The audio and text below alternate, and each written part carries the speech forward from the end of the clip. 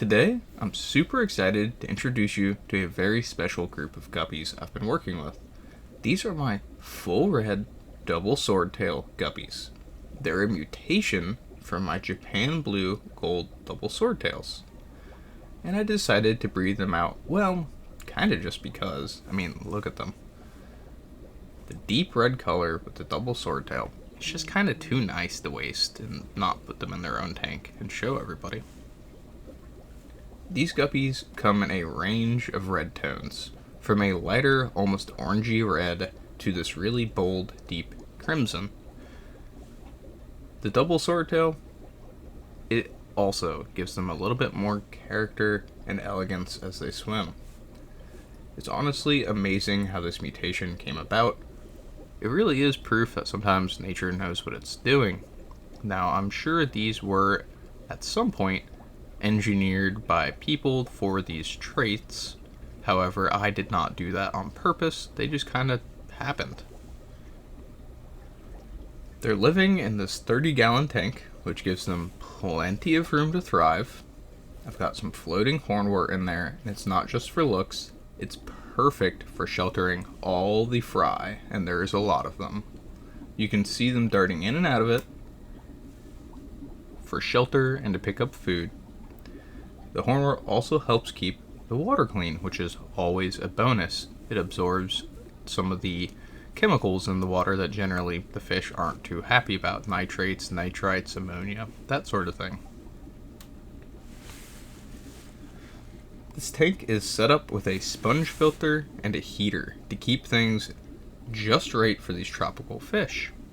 And in the summer, when it's hot, they get a fan to keep it cooler instead of warmer. These are set up outside, so they're not environmentally controlled via, naturally occurring room temperatures. So I have to take a little extra care to make sure that they are at the appropriate temperature. And it is a pretty large range of temperatures that they will do fantastic in. The sponge filters are my go-to for guppies because they're gentle and don't suck up the fry, which is a big deal when you've got a massively growing colony. The substrate we're using here in this tank is just normal bleached or dyed white sand, which works well for the guppies and their tank mates. Speaking of tank mates, I've also got some regular emerald Corydoras in here. These guys are a great addition as they're peaceful and can help clean up leftover food. They're also just fun to watch as they sift through the sand and scurry about. They get along perfectly with the guppies. No stress, no drama, just a harmonious tank. The fry in this tank are thriving. Thanks to the hornwort and the stable conditions, I've been selectively breeding these guppies to maintain that vibrant red color and their double swordtail feature. It's been a rewarding project, and I can already see the next generation shaping up beautifully. Something to note here is that not 100% of the male guppies have the double swordtail feature. That being said, it's not really an issue to where I cull them. Even though the males without the double swordtail feature, even though they don't have it rather, they still have the genetics for their offspring to have the double swordtails. So I keep them in there just to help maintain the coloration and genetic diversity. One of the things I love about breeding guppies is watching the fry grow. With these full red double swordtails, it's especially exciting because you never exactly know how their colors will develop. The hornwort isn't just shelter for fry, it's like their little nursery. It gives them a safe space to hide from larger fish, which they are very small in comparison. Even though these are not child eaters because they're not albino, it still makes them feel more comfortable. And as you can see here, the large female has no interest in the babies, which is great to see.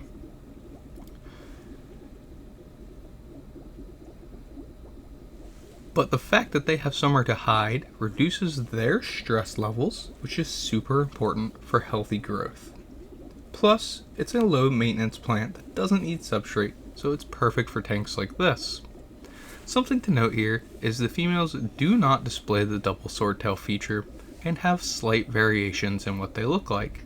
In my opinion, they look a lot like the Vienna guppy females, but with a little bit more color. You can see this female here has a nice bit of red in her tail, while some of the other females have none at all, like this one. They both give the same offspring, it's just a slight variation in their coloration as well. The males are definitely the more stunning in this guppy species, which is pretty normal. I also want to talk about the tank dynamics. The Emerald Corydorus do a great job as a cleanup crew, which helps keep the tank healthier overall. They sift through the sand, eating up uneaten food, and their peaceful nature makes them an ideal choice for a guppy tank. It's really nice to see how these two species of fish coexist so well. And let's be honest here, Corys are eye-catching in their own way as well. Another thing I've noticed with this guppy species is that they love exploring every part of their tank and are extremely friendly. Some guppies, if you stick your hand or something in the tank, will pretty much run away from you and be scared. That's where these will swim right up to you and kind of scrub on you. I'm not sure what their deal is, but they are not shy about darting up to the surface to feed or swimming through the hornwort. That's why I love having a larger tank, so it really lets them show off their natural behaviors. And with their bright red color, it's easy to spot wherever they are in the tank, whether they're zipping through the plants or hanging out near the sand or even in the free water. Breeding these guppies has been such a fun journey, and it's amazing to think that these vibrant reds started out as a mutation from the Japan blue gold double swordtails. It just goes to show how much variety and surprise there actually is in guppy genetics. With each new generation, there's something fresh and exciting to look forward to, and these fish are more than just beautiful, they're a reminder of how rewarding it can be to create and maintain a thriving tank ecosystem. So that's the full look at my full red double swordtail guppies and their setup.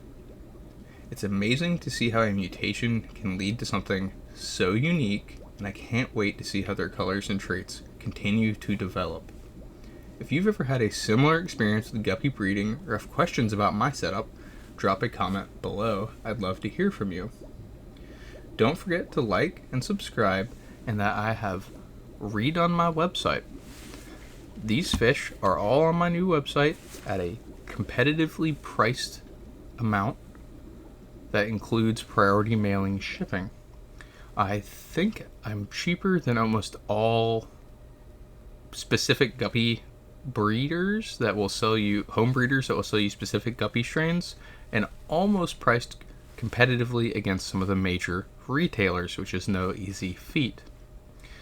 I have removed all the guppy strains that I no longer have, so you're not waiting on a fish to come back in stock that I don't even have anymore. I did the same thing with our plants. Be sure to go check it out. Thank you for watching. I'll see you in the next one.